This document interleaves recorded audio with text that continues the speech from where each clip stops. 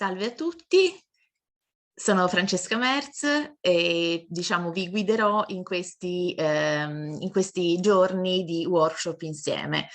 Siamo qui a presentare il primo di un ciclo di 5 giornate per un totale di 10 incontri organizzati da ANCI Toscana con la collaborazione di Regione Toscana e della provincia di Lucca per raccontare, così come ben identifica il titolo del workshop, gli ecosistemi di identità culturale locale e come si struttura la coprogettazione per la valorizzazione del patrimonio culturale locale.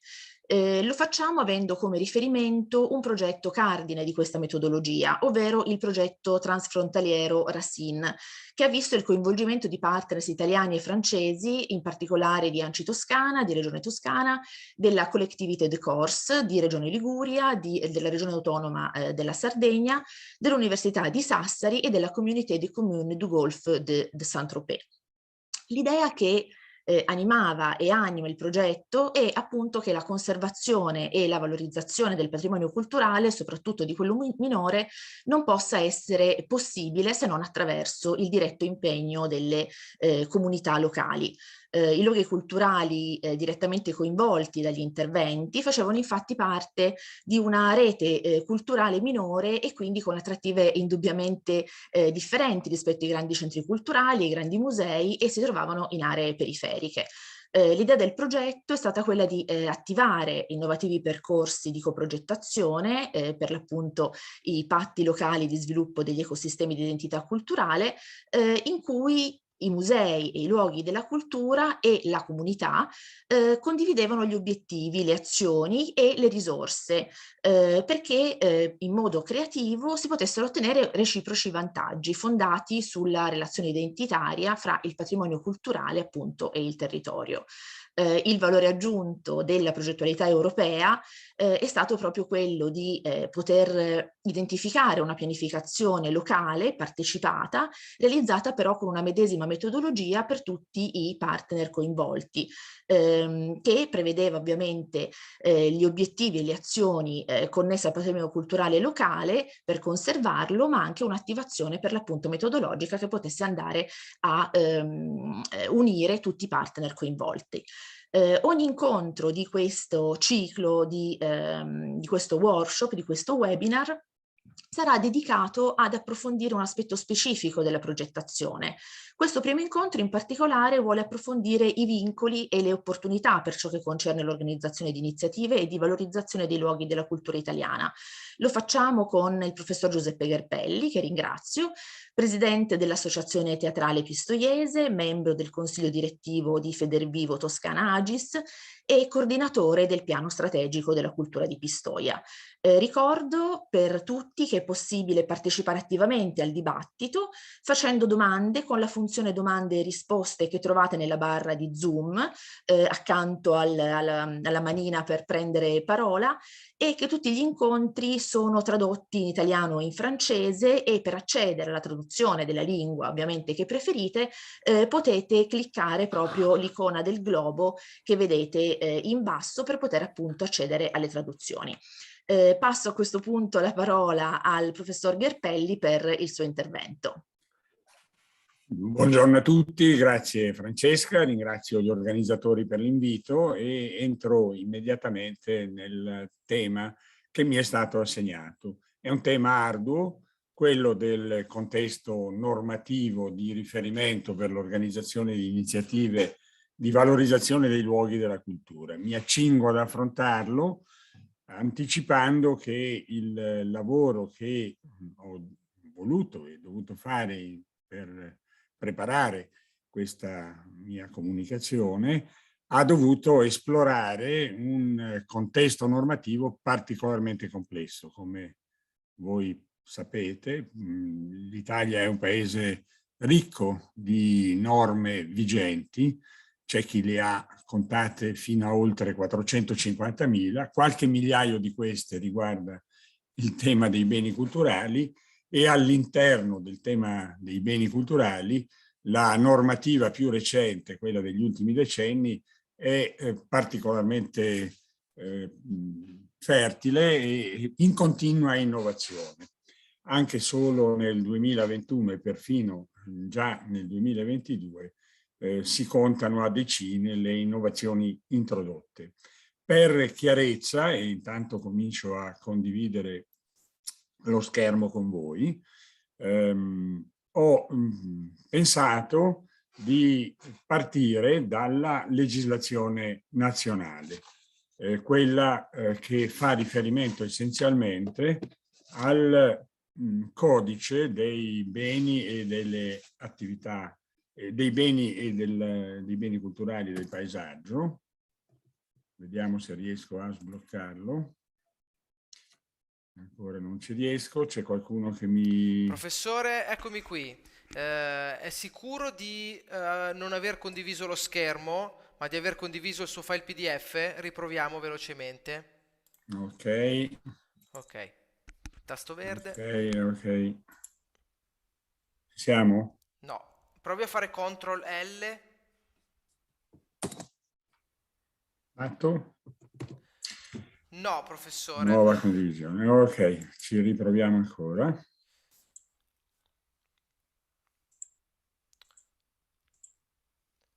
Gliela interrompo Eccolo, sì. No? Sì. no, gliela Io interrompo. riesco a... Lei vuole provare a scorrerle così, magari lei riesce a vederle così? Ecco, l'importante è che ce le faccia vedere Lo interamente. vedete? Lo vedete? Il Non in numero modalità 2. presentazione, ma lo vediamo. Dovrebbe aiutarci magari facendo, diciamo, ecco, portando giù con la barretta, facendocele vedere per Ecco, intero. ora vedete il decreto legislativo 42/2004, articolo 101, giusto? No. Lo vedete? Vediamo il decreto legislativo numero 42 del 2004, l'articolo 101. Perfetto, parto da qui, esattamente. Allora, come vedete, questo codice dei beni culturali del paesaggio, magari lo dico a persone che in parte conoscono già questo tema, è il primo elemento che prendiamo in considerazione perché è la prima norma che individua con precisione, ai fini del codice dei beni culturali del paesaggio italiano, i luoghi della cultura, diciamo i luoghi e gli istituti della cultura, e li definisce per categorie. Come vedete si tratta di musei, di biblioteche, di archivi, di aree archeologiche, di parchi archeologici e di complessi monumentali. Per ciascuna di queste categorie individuate dalla legge come istituti e luoghi della cultura, il Codice dei beni culturali fornisce una sintetica descrizione e definizione che, parlo solo del museo per brevità di tempo, è una, per il codice, struttura permanente che acquisisce, conserva, ordina ed espone beni culturali per finalità di educazione e di studio. È grazie a questa definizione che poi la legislazione successiva, come vedremo, incardina i musei entro le prospettive di uso, di accesso e di regolamentazione che ne sono seguite. Non mi dilungo sulla descrizione degli altri istituti e degli altri luoghi della cultura, vi dico solo che in realtà questa classificazione contiene ovviamente un limite considerevole, che è quello di imprigionare i luoghi e gli istituti di cultura entro questa definizione. In realtà, se si esce dal tema specifico dei beni culturali, la stessa normativa italiana poi identifica come luoghi e istituti culturali anche le altre istituzioni qui non contenute. Mi riferisco, per fare un esempio, ai giardini storici, ai borghi storici oppure ai teatri. Mi fermo un secondo ancora sugli istituti e i luoghi di cultura indicati al comma 3 perché, come vedete, il codice dice che gli istituti e i luoghi di cultura che appartengono a soggetti pubblici, e per soggetti pubblici dobbiamo intendere lo Stato, le regioni, le amministrazioni locali, sono destinati alla pubblica fruizione e sono da considerarsi un servizio pubblico, il che non è indifferente rispetto alle modalità poi con cui possono essere gli istituti e i luoghi di cultura gestiti.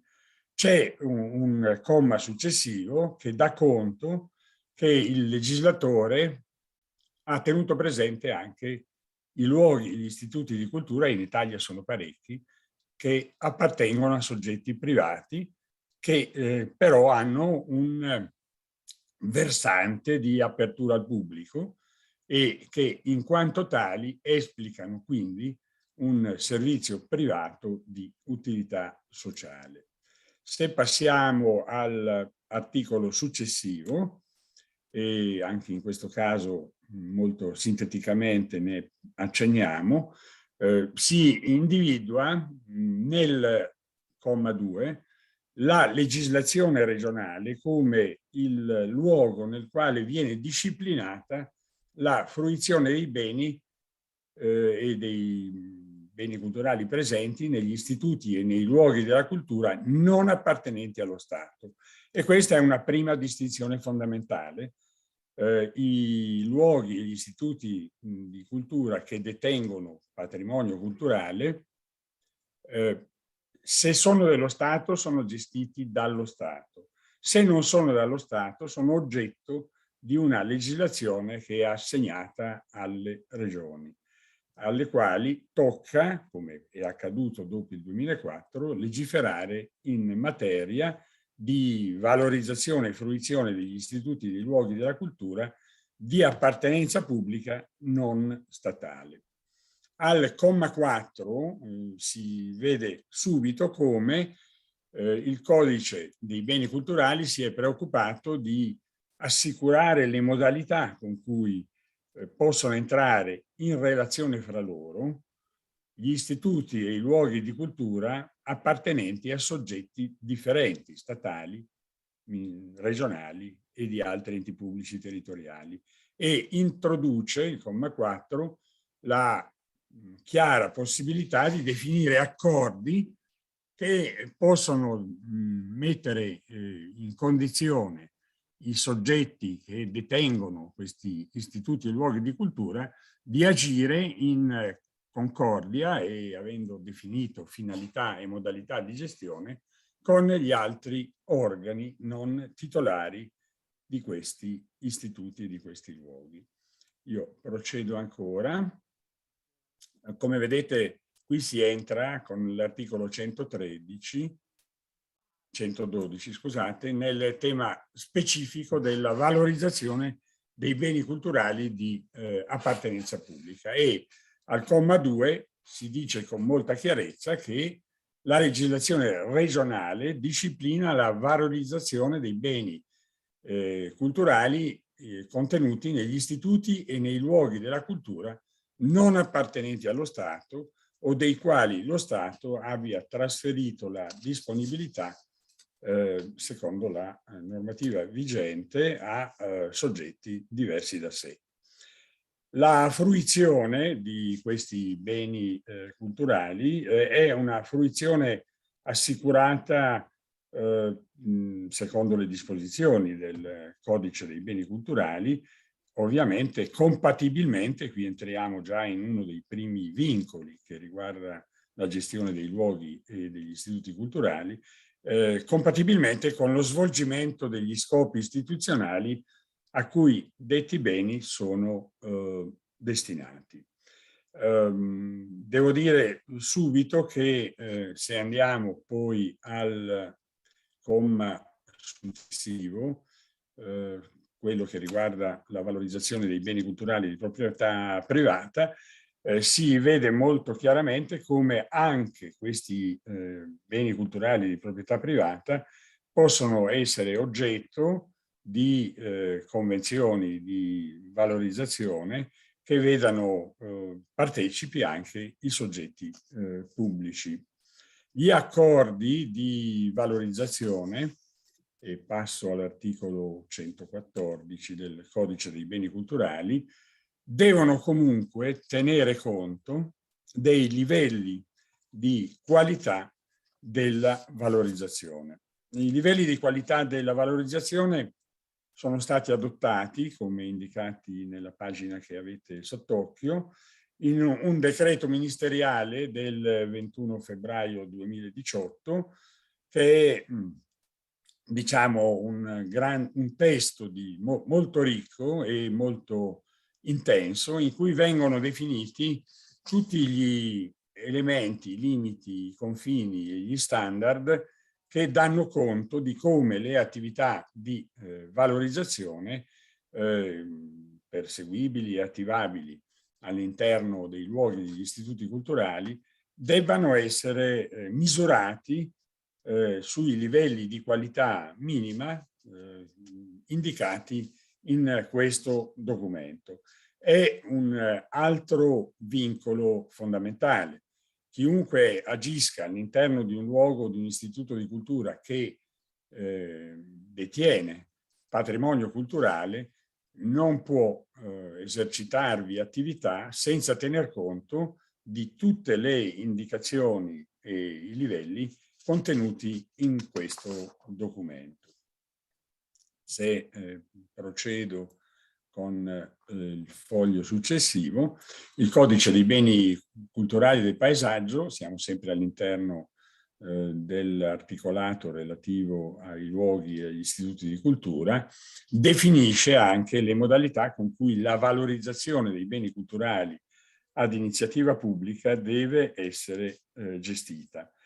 Individua fondamentalmente due tipologie di gestione, una in forma diretta, quella comma 2, che è svolta per mezzo di strutture organizzative interne alle amministrazioni, locali, regionali e anche statali, e quella indiretta che invece può essere oggetto di una doppia linea, quella di un affidamento diretto della gestione a istituzioni, fondazioni, associazioni, consorzi, società di capitali o altri soggetti costituiti o partecipati in misura prevalente dall'amministrazione pubblica cui i beni pertengono.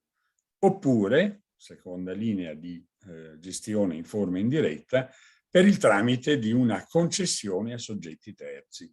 Nell'esperienza italiana degli ultimi 2 decenni, certamente queste due forme indirette sono state largamente utilizzate sia per luoghi e istituti culturali di grande complessità che per luoghi e istituti culturali di minore complessità e a diversi livelli territoriali per diverse soluzioni tipologiche di istituti e di luoghi di cultura. Questo è avvenuto per la maggior parte dei casi con risultati sostanzialmente positivi.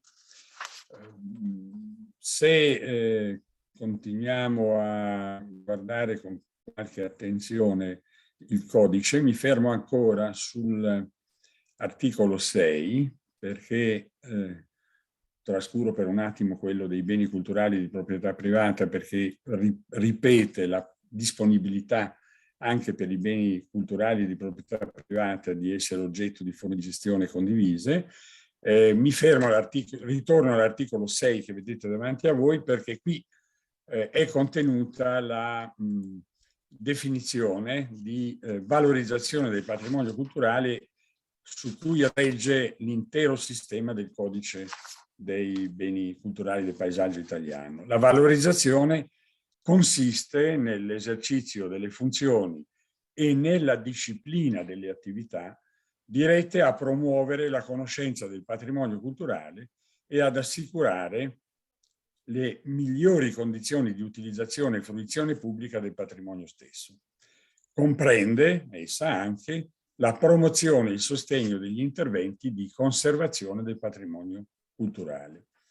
La valorizzazione, e questo è uno dei vincoli principali che concernono la valorizzazione del patrimonio culturale, è attuata in forme compatibili con la tutela, che come sapete la legislazione italiana ha mantenuto in capo agli organi statali, e tali da non pregiudicarne le esigenze.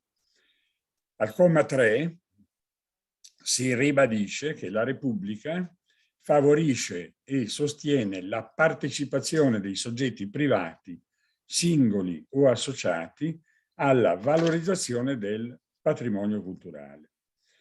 Mi sembra che sotto questo profilo il codice contenga elementi di chiarezza veramente interessanti e innovativi ancora a distanza di quasi 20 anni dalla sua formulazione ed approvazione.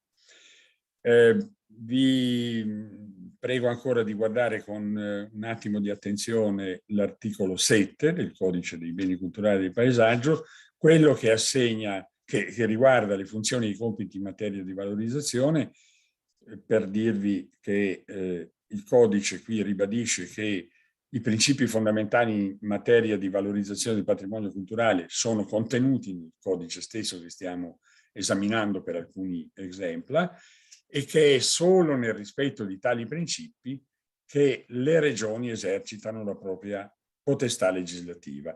È un vincolo che ha riguardato ovviamente la capacità di legiferare da parte delle regioni. Hanno ovviamente le regioni che hanno legiferato, sono tante in materia, dovuto tener conto dei principi fondamentali contenuti all'interno di questo codice.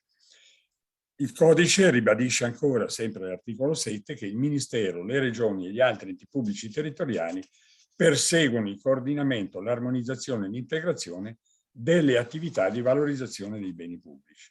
Ecco, io da qui sono passato poi a un esame di necessità limitato, perché anche rispetto al contesto dei partecipanti a questa italiani, a questa nostra riunione, mi sono riferito esclusivamente alla legge regionale toscana, ma è evidente che le regioni italiane hanno ciascuna per proprio conto legiferato in materia di beni, istituti, luoghi della cultura in tempi diversi, con modalità differenti, e a queste leggi regionali occorre fare riferimento poi nel contesto in cui si opera. La regione toscana, che è quella che ho preso in considerazione, anche perché vi opero da qualche anno e ho avuto modo di verificare quanto anche questa legge, che pure è continuamente adeguata, l'ultimo adeguamento risale a qualche mese fa, continui a mantenere una forte vitalità e ha permesso lo sviluppo di modalità di gestione del patrimonio in luoghi e istituti della cultura in accordo con lo Stato in misura davvero rilevante. Qui vorrei solo segnalarvi al comma 2, lettera A, il fatto che la Regione Toscana ha ampliato le materie o le modalità con cui si possono indicare gli elementi costitutivi della valorizzazione. Lo leggiamo insieme per darvi un'idea di quanto sia diventato più ricco la nozione di valorizzazione nella legislazione toscana rispetto al codice. Dice che la valorizzazione del patrimonio culturale della Toscana, che è un obiettivo, riguarda anche il patrimonio immateriale, che questo patrimonio anche immateriale è quello conservato negli istituti e luoghi di cultura diffuso sul territorio in forme e con modalità corrispondenti ai bisogni di conoscenza e ai linguaggi della contemporaneità, dei giovani, della scuola, anche attraverso la promozione di itinerari culturali, come ad esempio le vie storiche di interesse europeo, quali la via Francigena, le vie Romee, la via dei Cavalleggeri, i percorsi storici, culturali e di valorizzazione del paesaggio e perfino la rievocazione degli eventi rilevanti nella storia regionale. Fra gli obiettivi degli interventi della Regione, alla lettera C del comma 2, c'è ovviamente la promozione della conoscenza e della conservazione del patrimonio culturale e, lo sottolineo, la qualificazione degli spazi e dei luoghi destinati alla fruizione dei beni. Ancora un accenno alla lettera E del comma 2, la legge regionale toscana ha come obiettivo la tutela delle diverse tradizioni colte e popolari dello spettacolo e la qualificazione dell'offerta di spettacolo. Come vedete, la legislazione regionale toscana, lo vediamo anche nell'articolo successivo, quello dei principi generali, offre un panorama molto vasto di applicazione delle norme previste dal codice sul contesto regionale toscano. E devo dire che nei ormai più di 10 anni di attivazione di questa legge, i campi esplorati sono stati veramente molti e molti di loro hanno dato luogo poi a modalità d'azione e di organizzazione che a loro volta stanno influenzando le modificazioni della legislazione regionale stessa. Mi accorgo che il tempo a mia disposizione sta scadendo e passo un po' velocemente all'articolo 11, che è quello che riguarda i diritti del pubblico degli istituti e dei luoghi della cultura, perché nella legislazione regionale toscana anche questo deve essere considerato un vincolo.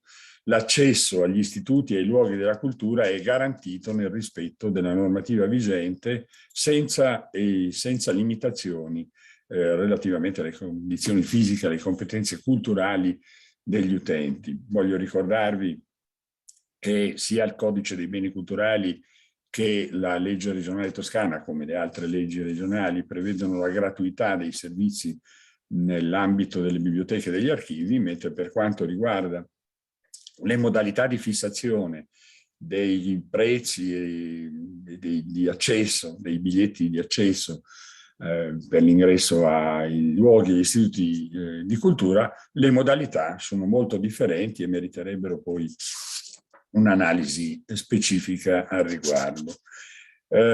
Aggiungo ancora l'articolo 13, le forme di gestione degli istituti e dei luoghi della cultura.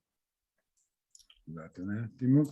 Ecco, gli istituti, comma 1 dell'articolo 13, gli istituti e i luoghi della cultura sono gestiti come servizi privi di rilevanza economica o come servizi di rilevanza economica, quindi sono previste entrambe le soluzioni, adottando forme e sistemi di gestione adeguati alle caratteristiche dello specifico bene culturale. Ciò significa che anche nelle modalità di scelta delle forme di gestione ci dovrà essere, e c'è stato nelle applicazioni che abbiamo verificato negli ultimi decenni, nell'ultimo decennio in Regione Toscana, una varietà di soluzioni anche molto utili, perché la loro comparazione ha permesso di introdurre anche significative innovazioni, quelle già per buona parte contenute anche nell'articolo 14 relativo alla gestione degli istituti e luoghi della cultura come servizi privi di rilevanza economica.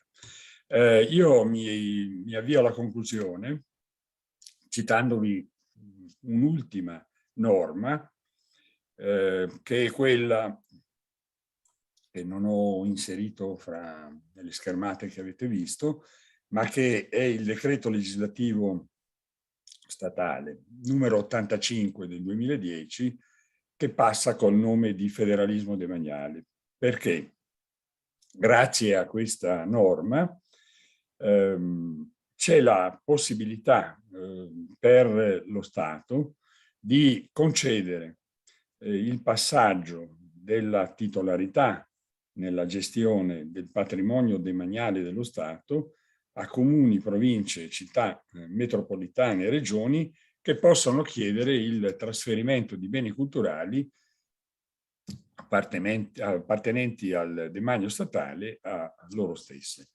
Non ne sono intercorsi molti di episodi di questa natura, ma quelli che ci sono anche in Toscana sono molto interessanti. Concludo dicendo che negli istituti e nei luoghi di cultura è possibile dunque organizzare iniziative di valorizzazione che abbiano ad oggetto il patrimonio culturale di cui sono detentori, di cui siano diretta testimonianza e di cui dispongano, ma anche di iniziative culturali che per il solo fatto di svolgersi all'interno di luoghi e istituti di cultura possono contribuire alla loro valorizzazione.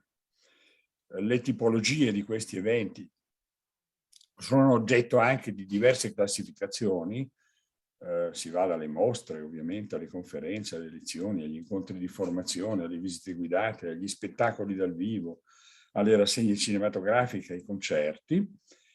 I vincoli ai quali bisogna attenersi sono essenzialmente quelli della salvaguardia del patrimonio culturale, del rispetto delle norme di sicurezza e della trasparenza amministrativa conseguente alle modalità di gestione di cui abbiamo parlato.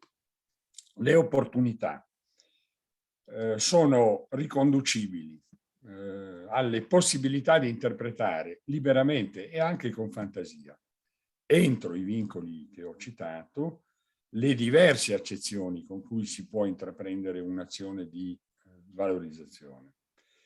Perché valorizzazione può significare aumentare il valore economico di qualcosa, migliorarne le condizioni di conoscenza, incrementarne la fruizione collettiva e individuale, potenziandola, sviluppandola, utilizzandola al meglio, perché il valore, che è la sostanza dell'oggetto di attività di valorizzazione, può essere rappresentato anche dal pregio che un'opera d'arte o dell'ingegno ha anche indipendentemente dal suo prezzo, dal suo valore economico. Perché un bene culturale può valere anche in base a fattori di natura storica, tecnica, estetica, in relazione alla sua antichità, alla sua importanza storica, documentaria, alla sua rarità o alla perfezione di fattura o alla sua esecuzione. Fra i musei che possono essere considerati a tutti gli effetti soggetti come quelli individuati fin qui, ci sono anche quelli che riguardano per esempio le auto Ferrari o Lamborghini, per limitarmi a due esempi che sono vicini e sono interni alla mia regione, che è l'Emilia Romagna. Ecco, io credo che di esperienze ce ne siano moltissime e di varia natura presenti in Toscana e in Italia, a cui si può attingere con grande facilità consultando il sito del Ministero della Cultura, alla Direzione Generale Musei, in particolare nelle diverse realtà regionali, consultando gli accordi di valorizzazione che sono stati sottoscritti anche di recente in tutte le regioni. Mi fermo qua, vi ringrazio per l'attenzione.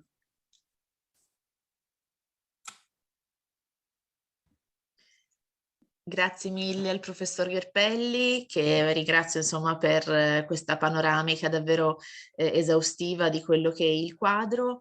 Non ci sono domande per ora, vi invito chi volesse per l'appunto a fare le domande al professore, che sarà con noi ancora per qualche minuto. Faccio la prima domanda io. Per tutto quello che riguarda, diciamo, molto spesso ultimamente si ragiona su quelli che sono i patti comunitari per l'appunto e il ruolo tra pubblico e privato, quindi tutto quello che concerne la gestione dei luoghi della cultura, dei musei, degli spazi pubblici con questa nuova tipologia, nuova non tanto, ma comunque con questa nuova tipologia di cogestione. Ecco, quali sono i vincoli da questo punto di vista, anche se in parte li abbiamo già menzionati, e più che altro, al di là dei vincoli, le potenzialità che lei intravede in questa, insomma, in questo nuovo metodo di gestione dei beni culturali, che è stato anche auspicato in qualche maniera dal nuovo PNRR, quindi insomma se ne parla molto ultimamente. Sì, se posso rispondere subito, le dico che allora proprio l'applicazione del PNRR sta indicando alcuni elementi di novità che possono essere anche più velocemente introdotti nelle innovazioni di carattere gestionale applicabili al sistema dei beni culturali. Se prendo l'ultima esperienza, quella recentissima, che ha visto molte regioni italiane indicare i 21 borghi, le regioni italiane, indicare i 21 borghi pilota di applicazione del PNRR, e se andiamo a vedere le scelte fatte e in particolare se scendiamo nell'analisi dei progetti gestionali in esse contenuti, vediamo come nella stragrande maggioranza dei casi sono state, per rispondere alla sua domanda, premiate le scelte di cogestione pubblico-privato. All'interno di queste scelte le modalità applicative sono oggettivamente diverse. C'è chi ha preferito mantenere in capo all'amministrazione locale la responsabilità gestionale in forma diretta, sono molto poche. La maggior parte ha scelto la forma indiretta, che è quella che prevede l'utilizzazione di soggetti che esistono già o che sono previsti in via di costituzione per l'applicazione del PNRR, e cioè quella consortile o di istituzioni come le associazioni, le fondazioni, i consorzi, in cui i soggetti privati non sono prevalenti in termini numerici, ma lo possono essere anche in termini di impegno economico. E quasi sempre, per quello che ho potuto vedere appunto in questo esempio che ho fatto, il criterio che viene adottato è quello di permettere al soggetto pubblico detentore del bene, nella maggior parte dei casi, di approfittare del know-how gestionale derivante dall'esperienza di soggetti privati, che permette all'amministrazione locale di superare spesso in questo modo piccoli, medi e grandi e gravi vincoli che derivano da una legislazione amministrativa complessa come quella che regola gli enti locali in Italia. Grazie mille, professore. Mi prendo tempo per un'altra domanda prima di salutarla, sempre insomma sulla falsariga di quello che dicevamo finora. A questo punto gli enti locali e i musei, oltre a un affidamento, in qualche modo insomma, una cosa diversa da un affidamento, diciamo una coprogettazione anche pubblico-privato, in che modo il privato e l'istituzione possono andare oltre in qualche maniera fino ad arrivare a un coinvolgimento più diretto della cittadinanza dal punto di vista anche sì, di come questo possa essere regolato. Proprio nel recente PNRR anche questo coinvolgimento diretto della cittadinanza era dato tra diciamo le cose che erano maggiormente auspicate, con diciamo un coinvolgimento in molti casi del terzo settore, però in altri casi con maggiore difficoltà invece poi a coinvolgere direttamente il cittadino, perché chiaramente dal punto di vista anche giuridico e gestionale c'è tutta una serie di problematiche su questo. Ecco, ci sono degli appigli anche per riuscire a coinvolgere sia da parte del privato, dell'istituzione, del terzo settore, questo tipo, insomma, la cittadinanza in primo luogo? Allora, per quanto riguarda la presenza, partecipazione del terzo settore, è perfino prevista e normata già nei primi avvisi, bandi che sono usciti dal momento di applicazione del recovery plan. In diversi casi devo dire che la presenza degli enti del terzo settore è definita con precisione anche grazie al fatto che la normativa più recente permette loro di entrare da protagonisti nelle scelte di gestione del patrimonio. Ci sono anche diversi accordi che precedono la stagione del PNRR che ne permettono una esplorazione ampia. Per quanto riguarda invece la partecipazione dei cittadini, diciamo la partecipazione più vasta, è vero quello che lei dice, è un auspicio contenuto in molti dei provvedimenti anche italiani relativi al PNRR, però la loro declinazione in termini di effettiva partecipazione è un campo di sperimentazione a cui assisteremo magari da protagonisti laddove ci si riuscirà. Io credo, per essere anche qui molto sintetico, che molto dipenderà dall'attitudine delle amministrazioni locali, di molte amministrazioni locali, di affrontare le proprie scelte con procedure di consultazione non passiva ma attiva, che premiano forme di partecipazione consolidate. Ci sono esperienze di questa natura in ambito urbanistico, per esempio, che potranno essere sicuramente prese in considerazione anche applicandole più felicemente ai beni culturali. La ringrazio moltissimo davvero professore per questo quadro veramente interessante che ci ha dato un po' modo di capire come ci dobbiamo muovere, come ci si può muovere anche nell'universo legislativo in questo campo.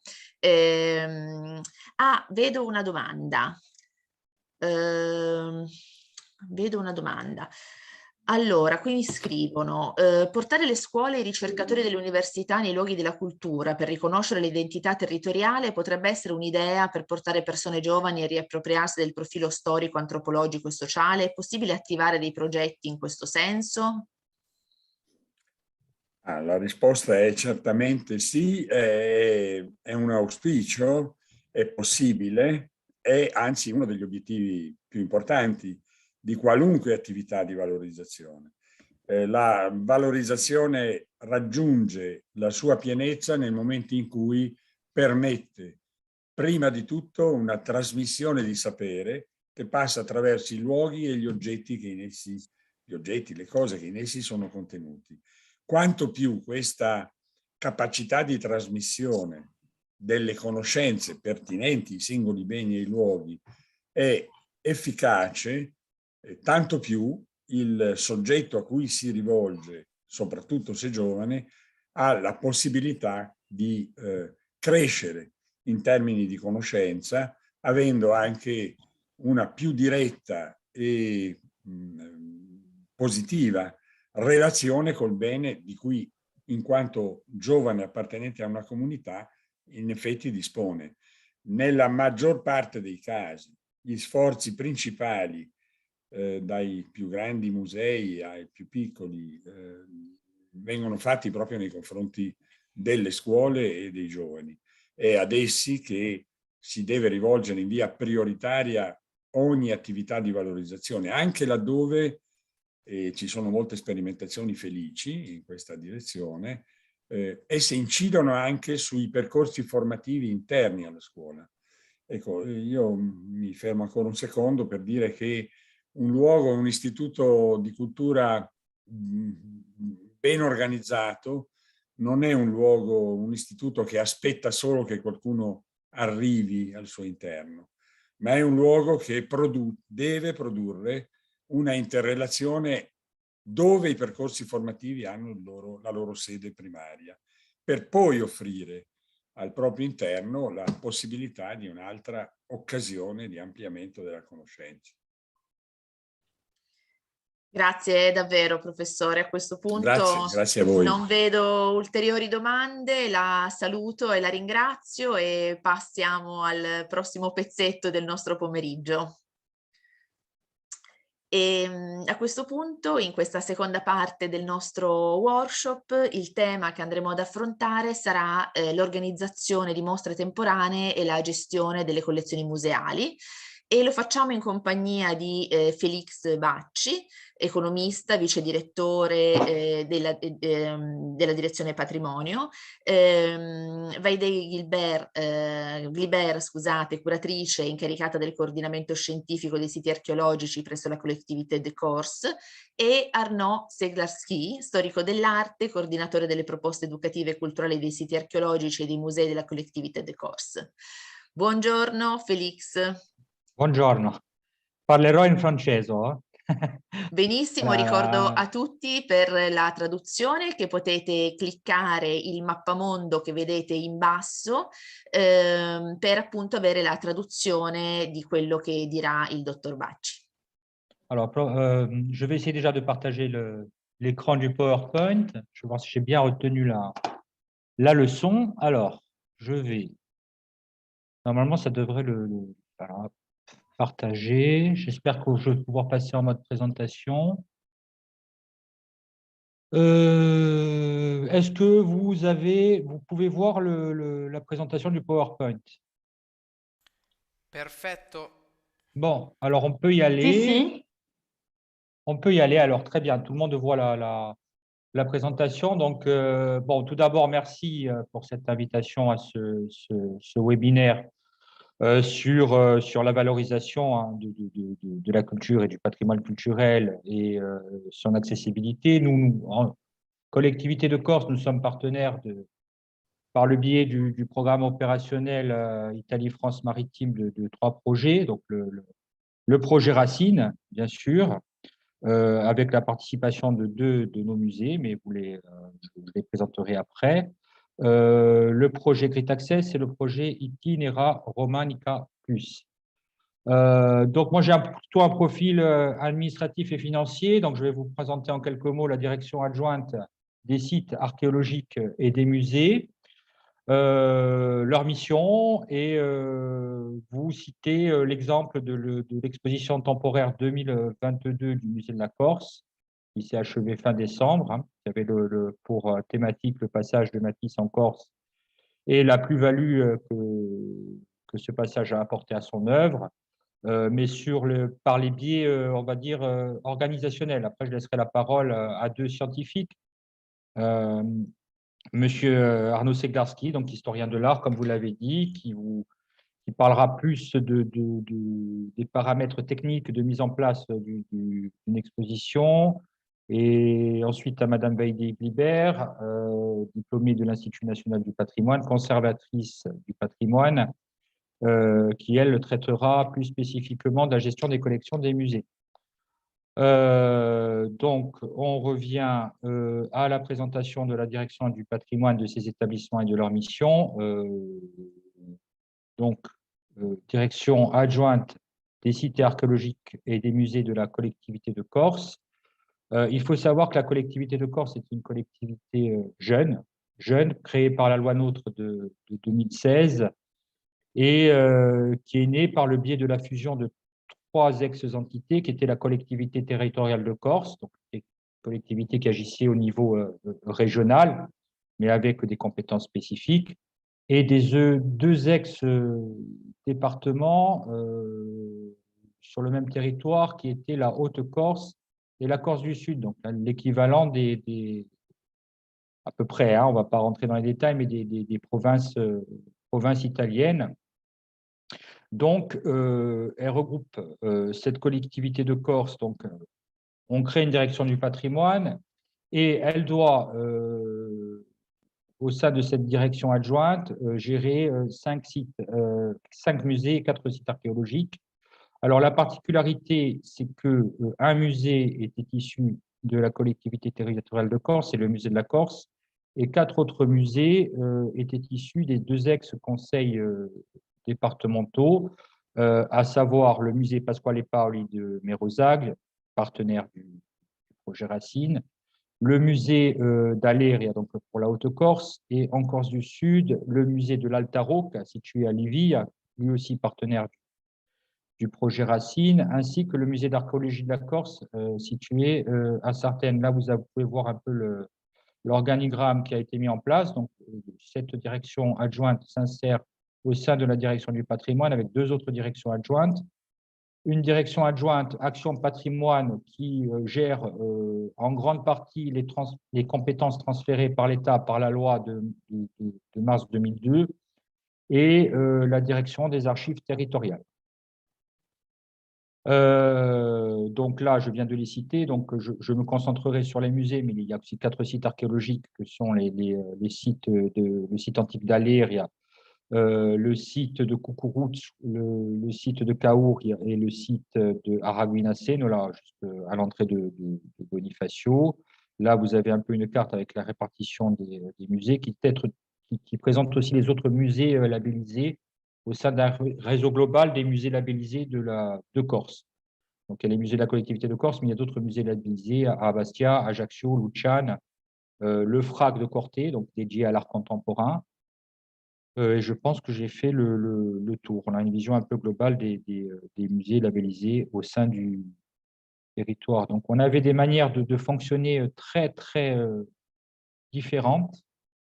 Donc, il a fallu déjà mettre en place une coordination administrative et financière au sein des différents musées, donc pour apprendre ensemble à travailler de la même manière et qu'il y ait une véritable harmonisation sur tous les paramètres, aussi bien scientifiques qu'en termes de tout ce qui a trait au musée, qui est très important, à savoir des actions de médiation envers le jeune public, la communication, la gestion des collections, voilà, tout ce qui a trait aux activités d'un musée. C'était un enjeu fort pour la mise en place de cette nouvelle collectivité de Corse. Et cela s'est traduit par le vote en mars 2020, en février 2020, pardon, le 13 février 2020, des projets scientifiques et culturels des musées.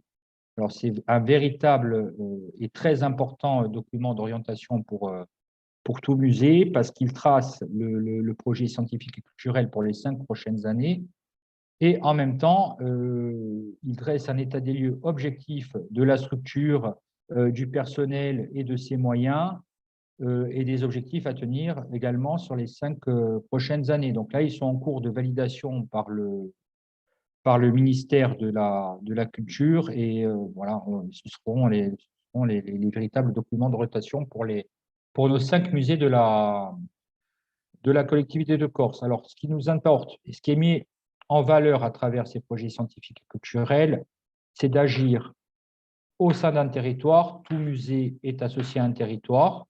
Le musée de la Corse, par le biais de la citadelle de Corté et plus largement du Cortenay, la mise en place d'un itinéraire pour le musée Pasquale Paoli de Merosag à travers le projet de Strada Paoline, le complexe archéologique d'Aller, donc avec le musée, le site antique et un centre de conservation et d'études. Le musée de l'Altaroc et son territoire, dont le site de Cucuruz, c'est renforcer le lien avec le territoire et ce site archéologique. Le musée d'archéologie de la Corse à Sartène, même principe, renforcer le lien avec le site archéologique qui se situe un peu plus au sud de Caour. Donc, agir sur notre territoire, mais s'inspirer des autres territoires dans tout l'intérêt de participer à des projets de coopération transfrontalière européenne, de s'inspirer des savoir-faire de nos partenaires et, dans la mesure du possible, de nous aussi leur faire partager nos savoir-faire. Là, vous avez quelques photos de nos musées. Donc, la citadelle de Corse et le musée de la Corse. En haut à droite, le musée d'archéologie de la Corse. La Dame de Bonifacio au musée de l'Altaro, qui est le musée d'Aller, qui est un ancien fort génois. Comme vous pouvez le voir, qui s'appelle le fort Mâtre. Et donc, bon, là, je reprends brièvement la définition d'un musée parce que notre objectif aussi, c'est de répondre à un cahier des charges. On est musée labellisé, donc ça entraîne des contraintes en termes notamment d'organisation d'exposition et ça entraîne aussi des avantages. Vous les avez dans le PowerPoint, je ne vais pas m'étendre sur les obligations et les avantages. Je pense qu'on pourra communiquer le PowerPoint aux personnes qui participent au séminaire qui le souhaitent. Quoi vous dire? Donc, après, avant de laisser la parole à mes collègues pour un volet plus technique, dans la genèse de l'exposition temporaire du 2022 du musée de la Corse, donc qui traitait du passage de Matisse en Corse. Donc, j'ai mis quelques thèmes clés pour organiser une exposition temporaire de manière, voilà, au niveau organisationnel. Hein. Je ne rentre pas trop dans le volet scientifique. Donc, le choix du thème, il y a toujours une genèse au choix d'un thème. En l'occurrence, c'était l'achat par la collectivité de Corse d'une œuvre de Matisse qui s'appelle le Scoud, réalisé, vous me reprendrez Vaidi et Arnaud, mais je ne sais plus si c'est en 1896 ou 1898, juste au nord d'Ajaccio, qui est un paysage juste au nord d'Ajaccio, et donc que la collectivité de Corse a pu acquérir début 2020 et qui nous a donné donc l'idée d'organiser une exposition temporaire sur Matisse au musée de la Corse. Donc, le lien avec le musée, c'est aussi notre projet, oui, parce que l'exposition temporaire doit quand même avoir un lien avec la structure qui l'accueille. C'est quand même notre projet par la suite de rénovation de notre galerie permanente avec une salle paysage de Corse, beaux-arts, hein, dans laquelle l'œuvre de Matisse Le Scoud pourra parfaitement s'intégrer, mais qui aussi va nous pousser à réaliser de nouvelles acquisitions. Le propos, alors il passe par la création, et cela est nécessaire, d'un comité scientifique. Là, on s'est appuyé sur une personne à Ajaccio, spécialiste de Matisse, mais on a constitué également un conseil scientifique avec des spécialistes de Matisse sur le continent, dont une personne qui est conservatrice du musée Matisse, c'est Dominique Simusiac, donc spécialiste de Matisse. Donc, une réflexion sur le propos, le storytelling que doit tenir l'exposition. Dans ce cas, au sein de ce storytelling, il s'agissait aussi de mettre en avant le passage de Matisse en Corse. Pourquoi? Parce qu'il y a un avant, mais ça, Arnaud Seglarski, qui est historien de l'art, pourra vous l'expliquer mieux par la suite. Il y a un avant-passage en Corse et un après-passage en Corse. Donc, il redécouvre la lumière d'une nouvelle manière. Et ce sont les paysages de Corse qui lui amènent cette nouvelle réflexion sur la couleur et l'intégration de la couleur au sein de ses œuvres, et on bascule un peu petit à petit vers le fauvisme. Mais je laisserai la parole aux spécialistes pour la suite. Ensuite, au sein de chaque musée, mais ça c'est le b.a.-ba, un organigramme bien adapté, donc bien définir des secteurs et des responsables de secteurs en termes de communication, en termes de médiation, en termes de commandes publiques, en termes de jeunes publics, en termes de… Voilà. Donc là aussi, je pourrais éventuellement par la suite vous fournir un organigramme du musée de la Corse qui a organisé cette exposition. Le conseil scientifique, j'en ai parlé. Le lien avec les prêteurs qui est très important parce que c'est un travail de longue haleine. Là, en l'occurrence, il s'agissait de faire le tour du monde pour essayer de réunir les plus de 50 œuvres du passage de Matisse en Corse. Donc, il a peint plus de 50 œuvres en 6 mois lors de son passage à Ajaccio. On n'a pas eu toutes les œuvres, hein, mais on a eu les plus caractéristiques et en tout cas qui représentaient un véritable intérêt scientifique pour la mise en place de cette exposition temporaire. Alors, plus loin, considérant que, voilà, au niveau de cette exposition temporaire Matisse, nous allions au-delà de manière globale sur le coût des œuvres qui étaient présentées au sein de ce musée, et compte tenu du coût de ces œuvres, il y avait des travaux de mise en sécurité nécessaires. Donc, on a réussi à mener ces travaux à bien avec la livraison du chantier à peu près 1 mois avant l'ouverture de l'exposition, mais c'était une condition nécessaire par rapport aux prêteurs. Donc, les travaux d'aménagement en termes de sécurité et d'accueil des visiteurs. Là aussi, la nécessité pour le transport de passer par des sociétés spécialisées, hein, donc il y en a quelques-unes répertoriées sur le territoire national. Voilà, donc je suis passé par la présentation de thèmes clés. Je pourrais bien sûr par la suite répondre à vos questions.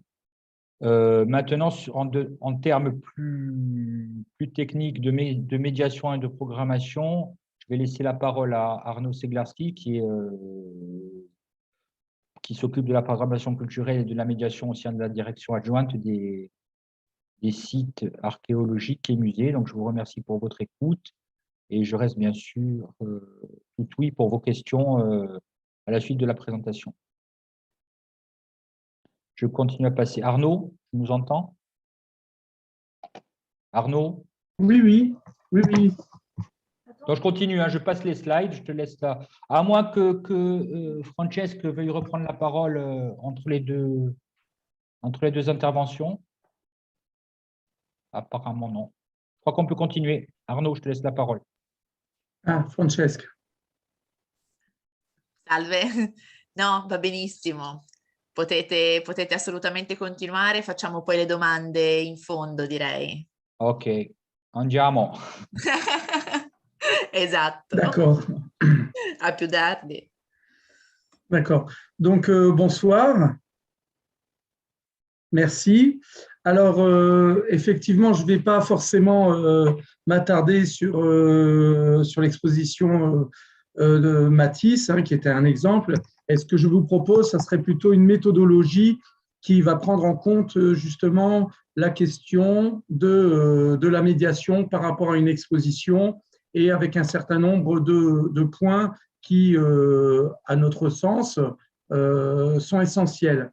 Alors, avant de commencer, de rentrer dans le détail d'une politique des publics et de définir des actions de médiation, je souhaiterais, si vous voulez bien, vous soumettre quelques préconisations dans le cadre d'une exposition. Alors, sauf si effectivement on a affaire à un one-shot, mais il me semble qu'un espace d'exposition, si on veut pérenniser justement un espace, donc un espace d'exposition doit faire l'objet d'une programmation cohérente. Il s'agit en fait effectivement qu'un lieu soit identifié par le public, qu'il ait une identité.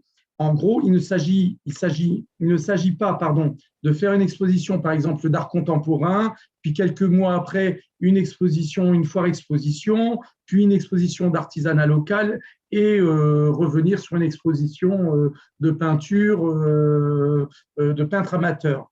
Voilà. En fait, il faut avoir une certaine cohérence dans la programmation et cette cohérence, elle va participer justement à la fidélisation du public. Voilà, c'est-à-dire que le public sait que dans tel espace, on va voir effectivement des expositions liées à tel domaine, que ce soit le patrimoine, l'art contemporain, l'archéologie ou autre. Alors, second propos, c'est effectivement le volet communication. La communication, Félix en a parlé, c'est un élément essentiel pour le succès d'une exposition.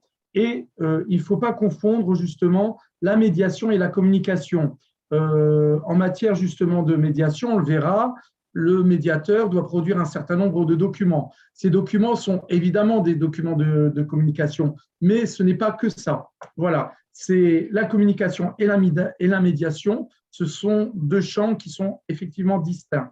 Donc c'est ce que disait Félix tout à l'heure, on préconise de faire effectivement un rétro-planning cohérent dans le cadre d'un montage d'un projet d'exposition, et ce rétro-planning cohérent doit tenir compte effectivement de tous les aspects du montage de ce projet, aussi bien les questions techniques sur lesquelles Vaidé va parler tout à l'heure, mais aussi sur les questions de médiation, on verra exactement de quoi il s'agit, les contacts avec les partenaires, l'élaboration des outils de médiation, la définition des publics, etc., etc., et aussi la communication. Il doit faire l'objet aussi de certaines réunions. Alors, la communication, il s'agit en fait de parler du dossier de presse, d'établir justement le contact avec la presse nationale, presse locale, presse régionale, de concevoir effectivement tout le travail sur les affiches,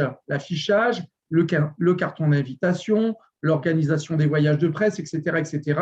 Et donc, vous vous rendez compte qu'on n'est pas là dans le champ de la médiation. Alors, la médiation, en fait, en termes de définition rapide, on pourrait dire que dans la médiation, on distingue deux volets. Il y a d'une part un volet qu'on appellera le volet pédagogique et qui concerne surtout l'accueil dans l'espace d'exposition. Et donc, on est directement à faire avec l'espace même du lieu d'exposition. Alors, on le verra justement, l'espace d'exposition, et qui dit exposition, dit aussi gestion de la circulation des groupes dans les espaces, planning de visite, etc., pour éviter les engorgements. Hein. On reviendra sur ces questions-là. Donc ça, c'est le premier volet qui est le volet pédagogique et qui concerne vraiment les actions qui vont être menées dans l'espace d'exposition. Et à côté de ça, on a un second volet qui est ce qu'on appelle le volet culturel et qui concerne plutôt toute la programmation qui est mise en place autour de l'exposition, c'est-à-dire toutes les rencontres. Éventuellement, on fera le listing tout à l'heure, mais tout ce qui relève des concerts, des conférences, éventuellement des rencontres avec les artistes invités ou avec les commissaires d'exposition ou avec des spécialistes, l'organisation, éventuellement de masterclass, etc., etc. Il faut souligner que cette programmation culturelle doit être intégrée à tous les documents de communication et de médiation et doit faire l'objet de relance. Voilà. Alors, le volet pédagogique. On va rentrer plus, si vous voulez bien, dans cette question. En premier lieu, on peut parler justement du personnel qui sera chargé, qui aura en charge la médiation, de son profil et de ses missions. Alors, là aussi, ce que l'on préconise, c'est qu'il faut un personnel dédié et formé. Hein. On ne peut pas avoir un seul agent qui soit chargé à la fois de l'accueil, de la billetterie, qui va assurer la surveillance des salles d'exposition et en même temps les visites des groupes et l'animation éventuellement des ateliers. Donc, il faut qu'on ait un personnel qui soit dédié à la médiation, qui soit formé et qui participe justement à ce dont je parlais tout à l'heure, à l'identité du lieu. Hein. Donc, effectivement, il faut qu'on ait un spécialiste qui soit chargé de la médiation, hein, parce qu'il faut très bien imaginer que le médiateur ne pourra pas passer comme ça d'une exposition d'art contemporain à une exposition d'archéologie. Voilà, il doit être spécialiste dans son domaine. Alors, le médiateur, justement, aura tout un travail à faire en amont de l'exposition et durant l'exposition. Avant l'ouverture de l'exposition, ce qu'il faut dire, c'est que ça aussi, c'est très important. On ne le fait pas. Des fois, on a tendance à oublier et c'est préjudiciable. Il faut que la personne qui est chargée de la médiation soit intégrée dès l'origine à toutes les phases du montage du projet et à toutes les réunions. En fait, ces rendez-vous sont le garant de la réappropriation du projet par le médiateur. C'est lui qui va être en face du public et non les techniciens ou les commissaires. Et donc, il faut que le médiateur soit convaincu par le sujet d'exposition. Ça, c'est essentiel, c'est très important. Et d'autre part, ces rendez-vous, le fait de participer comme ça à toutes les phases du montage du projet, eh bien, c'est aussi une opportunité formidable de formation pour ces médiateurs. Alors, le premier travail du médiateur, avant même l'ouverture de l'exposition, dès qu'on a, on lance l'idée et le projet, le médiateur aura à charge d'identifier le public avant l'ouverture et donc de faire un travail préalable en direction du public. Il s'agira effectivement de construire toute une typologie de public. Hein. Donc, le public de proximité, donc les écoles ou autres associations, le public spécialisé, les universités ou autres groupes spécialisés, les groupes adultes, les associations, les personnes éloignées des pratiques culturelles, les personnes en situation de handicap. Donc, il y a tout un panel comme ça de public que le médiateur doit identifier. À chaque typologie de public va correspondre un partenaire institutionnel que le médiateur devra identifier et à qui il aura à charge de présenter l'exposition. Donc, voilà, pour susciter l'intérêt de la visite, mais pas seulement. Il va devoir aussi présenter toutes les propositions en matière d'action pédagogique et culturelle. Ne pas simplement dire, eh bien, on organise une exposition Matisse, c'est formidable, mais dire effectivement, ben voilà, on propose tel atelier, telle approche de l'œuvre, etc., etc. Alors, ce travail se fait en amont et en fait, il est très important parce que les partenaires éventuellement vont se sentir intégrés au projet d'exposition et pas seulement relégués au rang de spectateurs.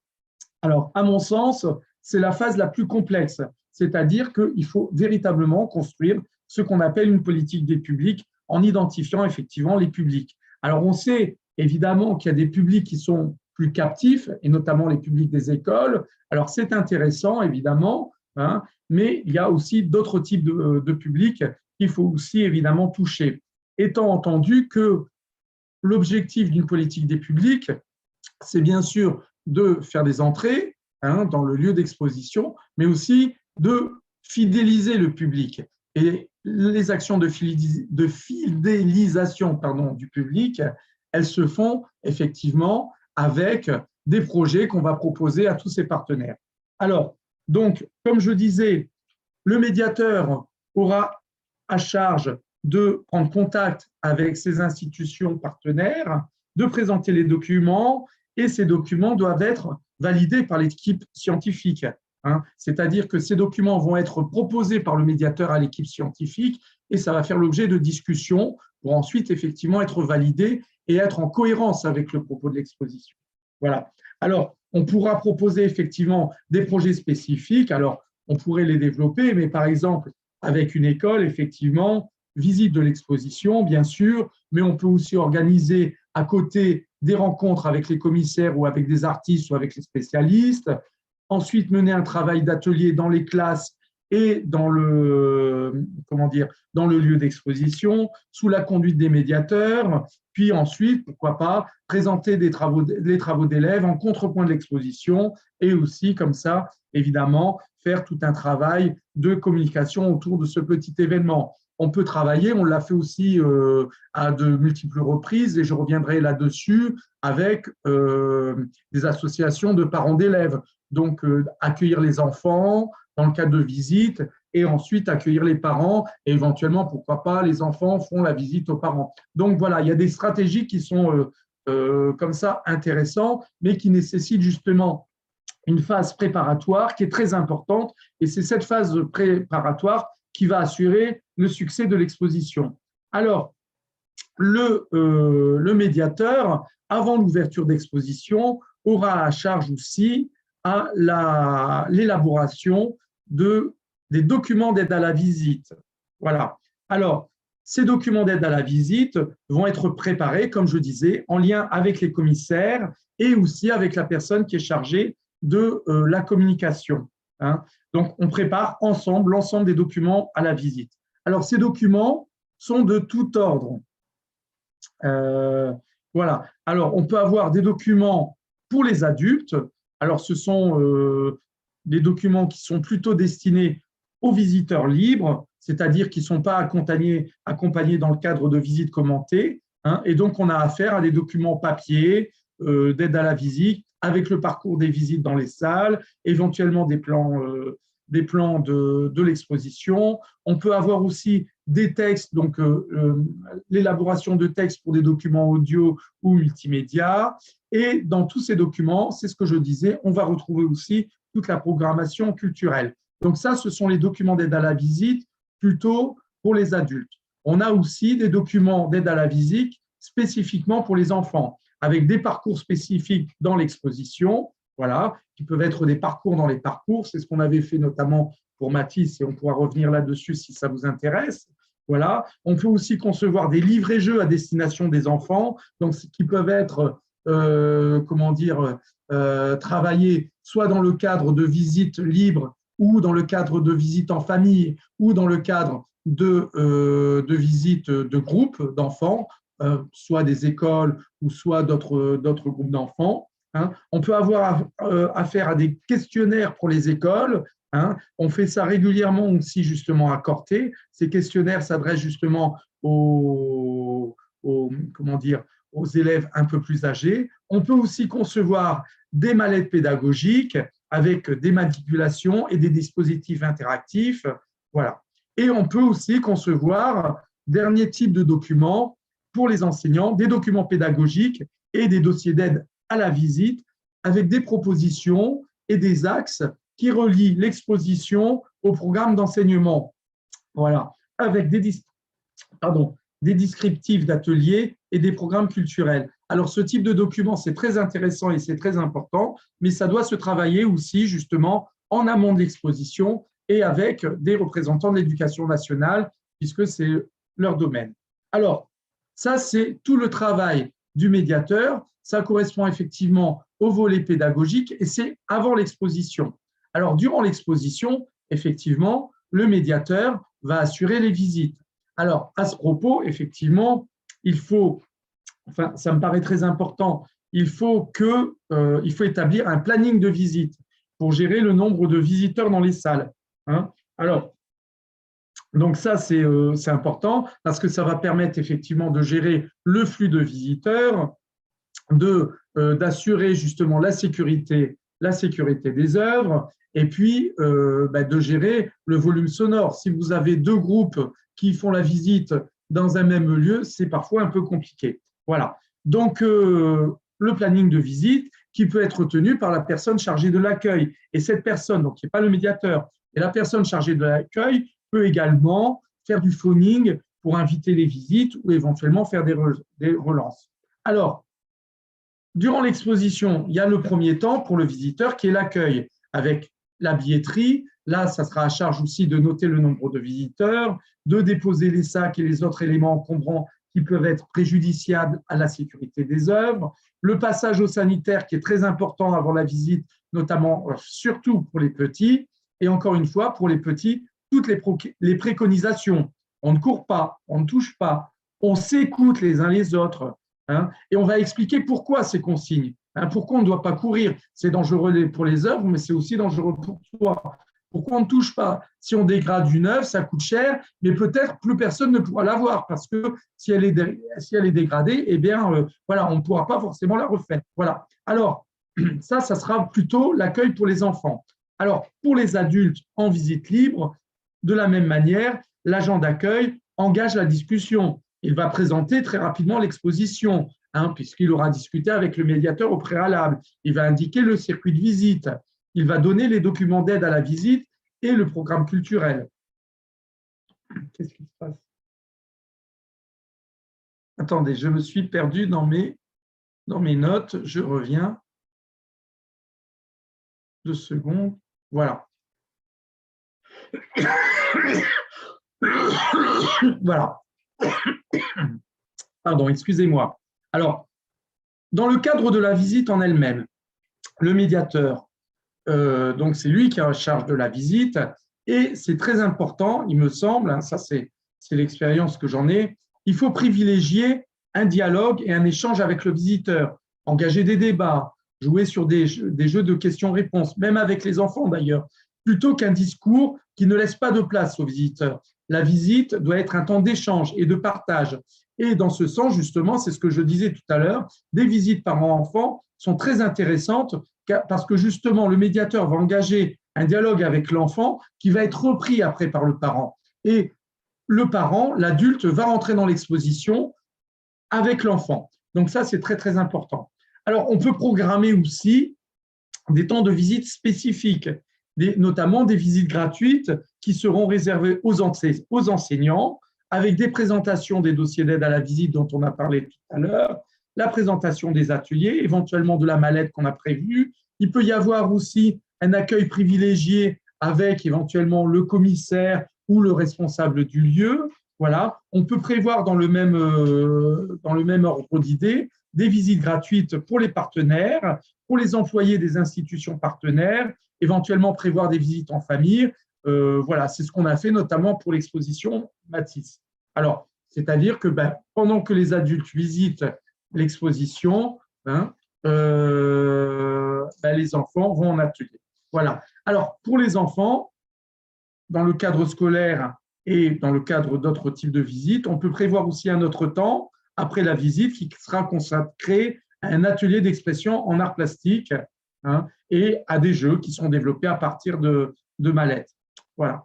Alors, pour terminer, on va aborder rapidement le volet culturel. Alors, le volet culturel, c'est ce que je disais, ça concerne tout ce qui est en relation avec le propos de l'exposition et on peut le décliner de multiples façons, des rencontres et des conférences avec des spécialistes, des concerts et l'organisation de spectacles vivants, des lectures, des programmations cinéma, des masterclass, des ateliers d'écriture pour les artistes, pour les adultes, pardon. Donc voilà, J'en ai terminé. J'espère ne pas avoir été trop long. Et pour les questions, ben, je pense qu'on verra ça à la fin. Je ne sais pas si Francesca veut intervenir ou Félix. Et si c'est bon, ben, je laisse la parole. Sì, Je laisse la sì, parole donc à sì, prego, Vaidé. prego. Ascoltiamo la collega per ora in modo tale da Voilà. lasciarle il tempo necessario per Je vous l'intervento e remercie de poi votre attention. merci a vous. Lasciamo appunto spazio alla collega e poi appunto se rimane del tempo cerchiamo anche di rispondere alle domande che stanno arrivando.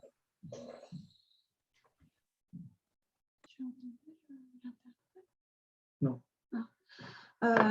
Bonjour à tous. Donc, Vaidé Gliber, conservateur du patrimoine. Alors, moi, je voulais vous parler de la protection et de la conservation des œuvres d'art qui sont exposées, puisque, en fait, elles subissent forcément par le temps des dégradations et qu'il y a des mesures à prendre pour les protéger de manière directe et indirecte.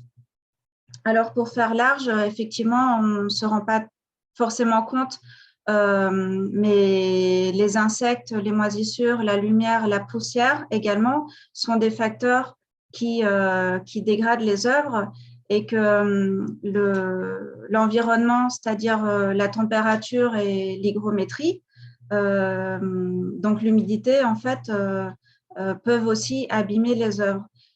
Et il y a un dernier facteur contre lequel il faut protéger les œuvres, c'est bien sûr l'homme, soit par dégradation involontaire. Voilà, on visite un musée, comme disait mon collègue Arnaud Seglarski, si on vous demande parfois de retirer votre sac à dos, c'est pour éviter ce genre d'accident. Mais il y a également les vols et le vandalisme. J'attends que M. Batch passe. Voilà, merci. Donc, c'est ce qu'on appelle la conservation préventive.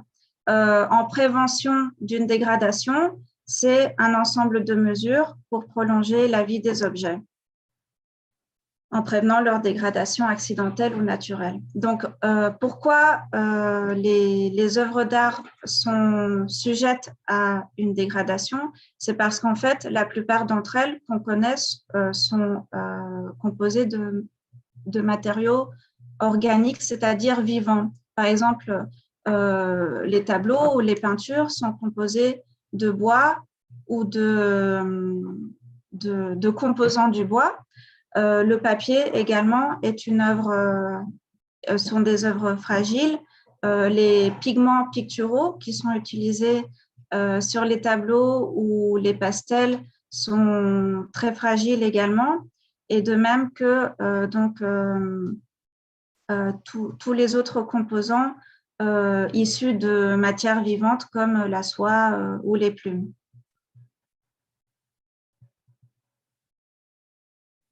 Merci. Donc, alors là, je vous ai mis une image d'un ouvrage et vous voyez qu'il y a des petits points orangés ou bruns sur le papier. Et ça, par exemple, c'est dû à une humidité trop importante. Donc, il faut veiller absolument à la température et au degré d'humidité des salles d'exposition, mais également dans les réserves.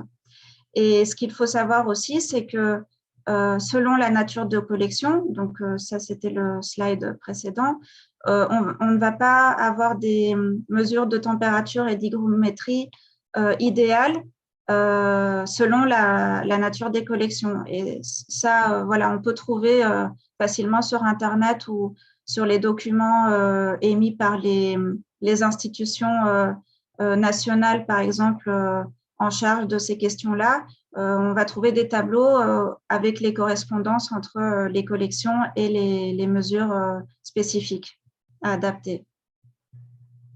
Alors là, je vous montre un exemple de ce que peut faire une humidité relative trop grande au milieu de la toile. Donc, vous voyez un soulèvement.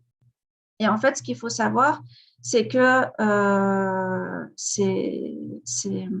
ces facteurs, en fait, sont des sources de dégradation parce que les objets, en l'occurrence l'étoile, vont absorber l'humidité et qu'en fait, ça crée des déformations en interne qui parfois sont irrésorbables.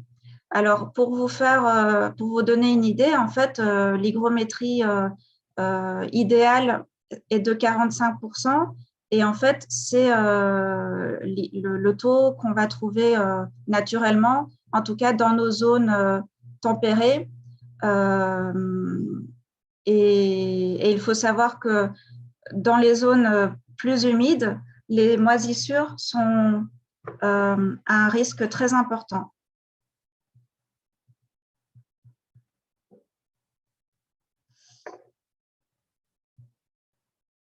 Alors, pour la température, donc, c'est la même chose que l'humidité. On va avoir en fait... Et excusez-moi, oui. Nous avons des problèmes avec la traduction. Oui, j'ai vu un le moment. message. Merci. D'accord, ok.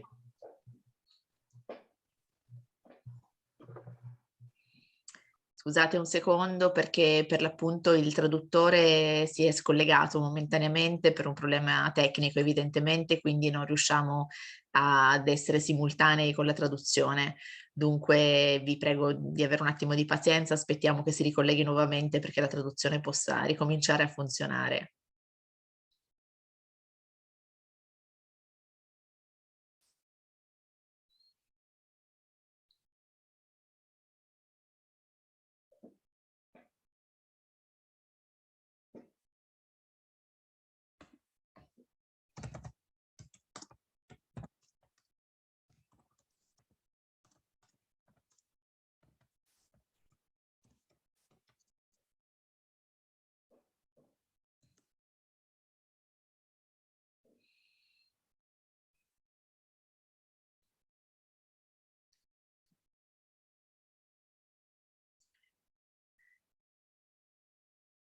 Intanto provo a capire, insomma, a fare la domanda che c'era arrivata. In particolare credo per Felix, ovvero quali le opportunità e le difficoltà eventuali quando il personale appartiene ad associazioni di volontariato.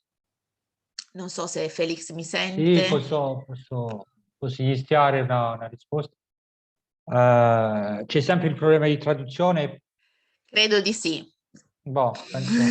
Sì, confermo.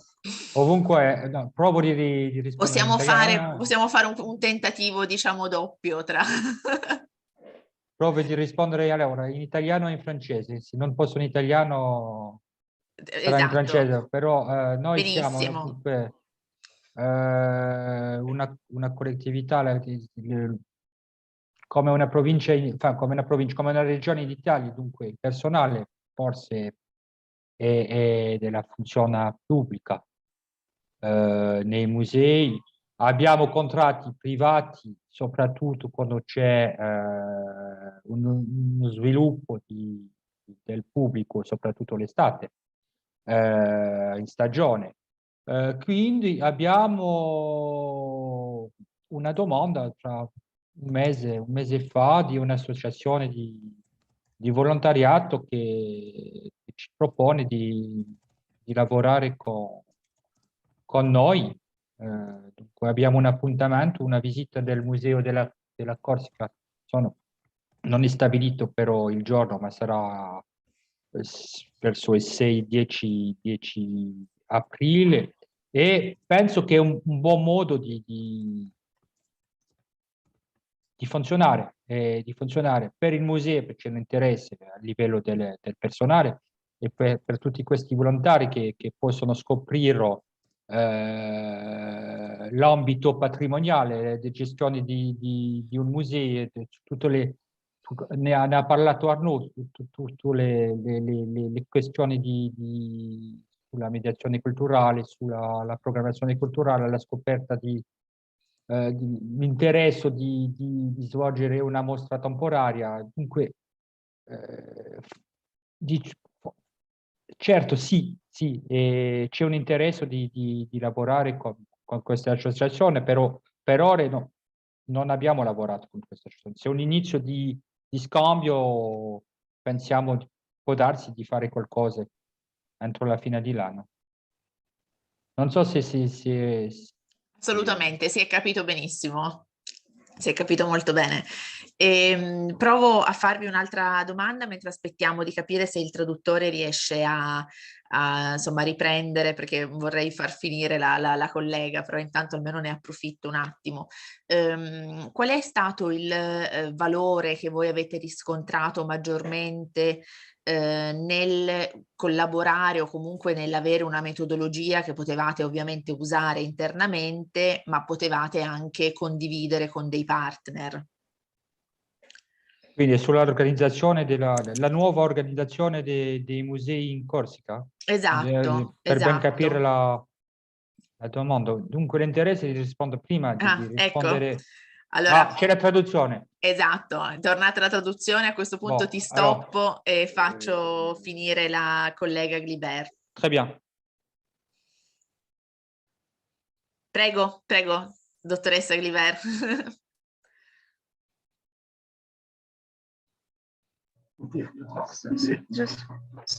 Oui.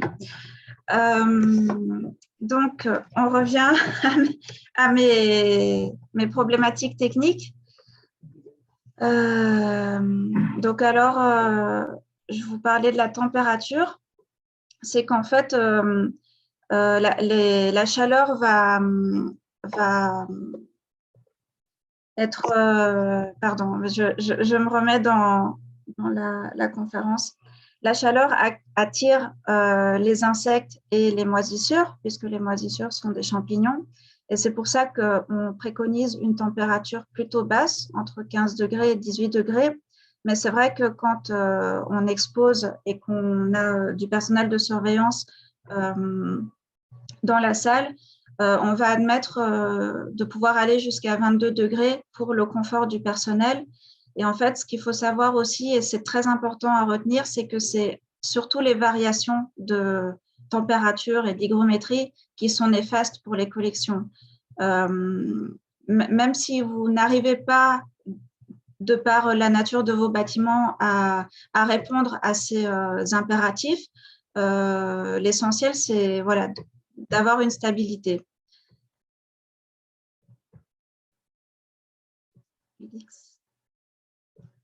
Merci. Donc voilà, c'est ce que je vous disais, garder la stabilité. Et puis, si je vous dis tout ça aussi, c'est parce que quand vous voudrez faire des demandes de prêt auprès de musées, on va vous demander ce qu'on appelle un Facility Report, où vous devrez montrer et prouver que vos salles d'exposition répondent aux mesures de conservation des collections et que pour produire ce document, il faut vérifier en fait l'état du bâtiment. Donc, vous devez jouer sur le chauffage, les systèmes d'humidification ou alors de déshumidification.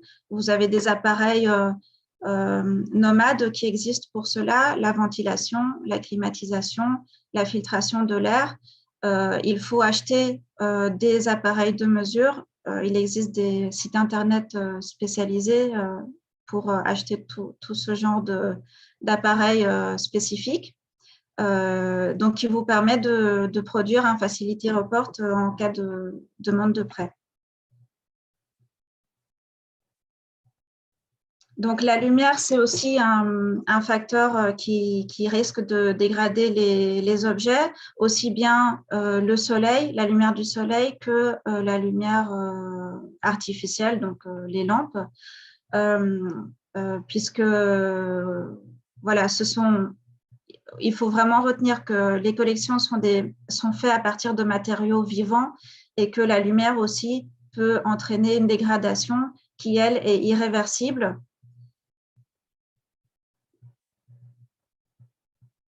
et que c'est pour cela qu'on va préconiser au maximum dans les espaces d'exposition des volets, des stores, des rideaux, des films anti-UV à poser sur les vitres. Mais quand vous avez des collections en réserve ou en stock qui ne sont pas exposées, il faut du noir absolument, sauf quand vous travaillez. Mais il faut pouvoir garder les objets, par exemple, dans des tiroirs ou dans des armoires fermées par des portes pour les protéger de la lumière artificielle des réserves. Il existe des lampes sur lesquelles on peut adapter l'intensité lumineuse, pardon. C'est ce qui s'appelle les lux, en fait. Par exemple, on va préconiser 50 lux pour les matériaux sensibles comme le papier et surtout permettre un temps d'exposition minimum de 3 mois, sachant qu'après les 3 mois d'exposition, les œuvres vont devoir retourner dans le noir pendant plusieurs années. Alors, donc pourquoi les insectes sont néfastes pour les œuvres d'art? C'est parce que tout simplement, les œuvres d'art en matériaux organiques sont une source alimentaire pour ces organismes vivants, c'est-à-dire le bois. Donc, les cadres des peintures sont susceptibles d'être mangés par les insectes, de même que toutes les autres matières qui sont listées, les fourrures, les plumes, le cuir, la corne et la laine. Voilà, là je vous ai mis une image du bois qui est mangé par les insectes, qui laisse des trous. Et donc, pour éviter cette dégradation-là, on est absolument, on préconise absolument d'éviter la nourriture et les plantes dans les espaces d'exposition.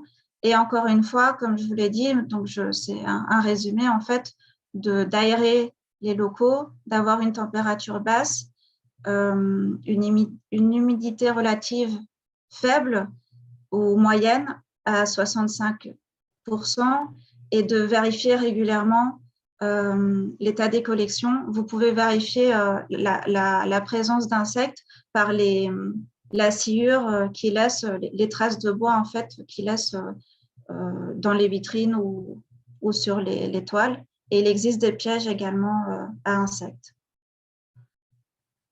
Donc voilà, ça c'était la conclusion sur cette partie-là, conservation préventive, la stabilité et la protection, notamment dans les vitrines, mais les vitrines, j'en parle pour la suite.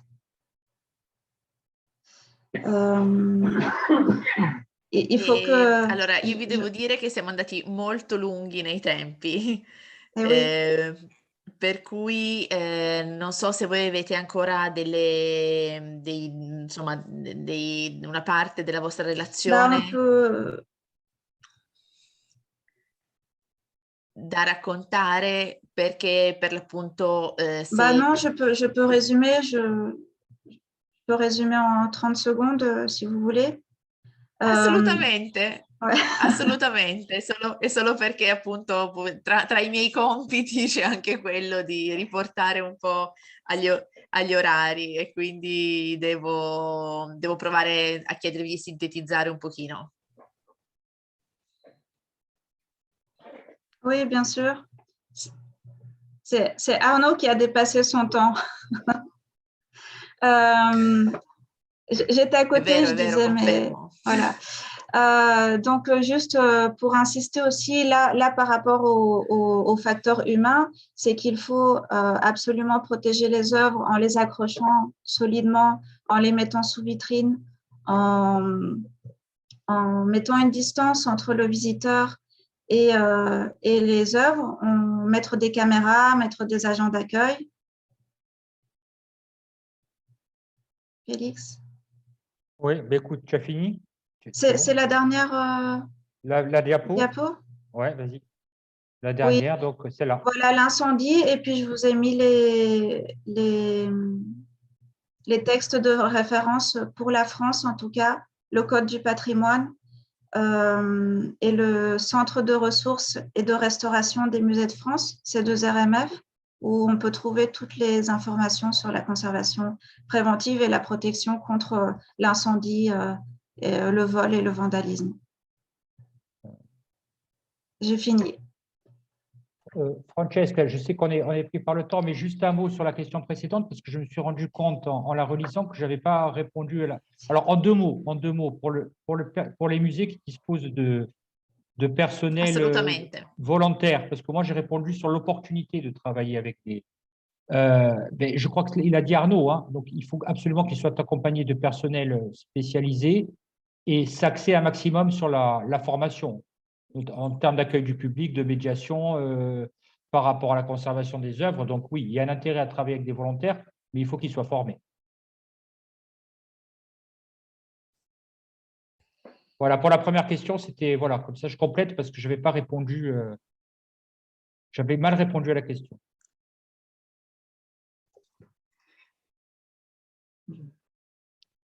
Assolutamente. Grazie mille, vi ringrazio per essere stati comunque sia abbastanza nei tempi, anzi è stato nostro un piccolo problema tecnico e quindi siete stati bravissimi e soprattutto ci avete dato una grande idea di quello che diciamo di quello che è stato il vostro lavoro e di come appunto ogni aspetto singolo di questa grande macchina vada poi a garantire il successo sia delle singole iniziative come le mostre, sia appunto di interi musei e del rapporto con il vostro pubblico. Quindi credo che questo sia arrivato molto bene a chi ci sta seguendo. Quindi vi ringrazio moltissimo per il vostro intervento. A questo punto chiudiamo, non ci sono ulteriori domande per cui chiudiamo e io do invece l'appuntamento a tutti coloro che ci vorranno insomma continuare a seguire in questo ciclo di incontri a martedì 29 marzo, sempre alle 17, dalle 17 alle 18:30. Ringrazio tutti a questo punto e una buona serata.